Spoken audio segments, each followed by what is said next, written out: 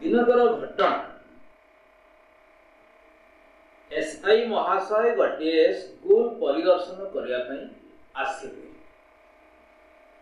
सेतेबेले class 10th रे English class चली था। सब्जेक्ट टीचर पिलामानंकु प्रीपोजिशन विषय रे शिक्षा दउथिले। एसआई महाशय सीधा सड़क क्लास 10th को आसिले। से जेतळे क्लास रूम को आसिले सब्जेक्ट टीचर आ पिला माने एसआई महाशय को नमस्कार जणे सेठु गणला। एसआई महाशय मध्य प्रसन्नता प्रकाश करी पिला मानंकु बसिया पई कहिले आ पचारिले पिला माने कहिलो देखी प्रीपोजिशन कौन? एसआई महाशय मुहर कथाटे सरू न सरुण ठाम्पु नामक पिलाटी अचानक ठियागला। कहला sir preposition pre plus position preposition. Pre माने आद्य बा प्रथम, पोजिशन माने स्थिति बा पदवी। तेबे मो कहवा मतरे आज्ञा प्रीपोजिशन रो माने होउची आद्य स्थिति बा प्रथम पदवी। एसआई महाशय ठाम्पुर कथा सुनी कौन कहिबे हतबाक हेले। सब्जेक्ट टीचर मध्य एमिति भावरे हतबाक हेई ठिया हेले। तांको देहरु आइसक्रीम काठिरु जेमते ठप ठप ठप ठप ठप ठप झरु थाए सेमिति झरिबाकु लागिला। वास्तव रे प्रीपोजिशन रो मीनिंग सेया नहे। प्रीपोजिशन को ओडिया रे विभक्ति सूचक अव्यय पद कहा जाए।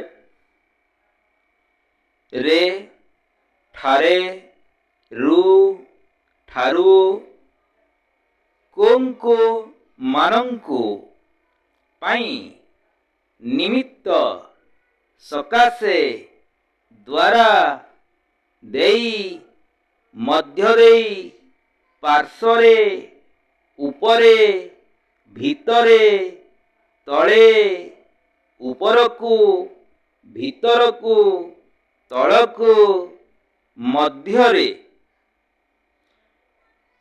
एमितिका अर्थ बुझाइबा पाई विभक्ति सूचक पद रूपे प्रीपोजिशन व्यवहार हुए।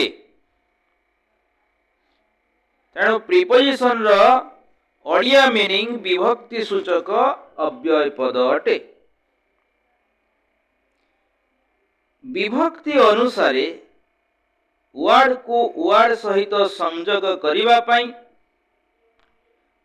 किंबा फ्रेज को फ्रेज सहित संयोग करिया पाई बा गोटे वर्ड सहित आ गोटे फ्रेज को संयोग करिया पाई प्रीपोजिशन व्यवहार हुए। व्यवहार दृष्टिरु प्रीपोजिशन गुडी को साधारणतः 7 भागरे विभक्त कराहिछि। सेगुड़िक है 1 preposition for time, 2 preposition for place, 3 preposition for mental feeling, 4 preposition for instrument, 5 preposition for mean of communication, 6 preposition for transport,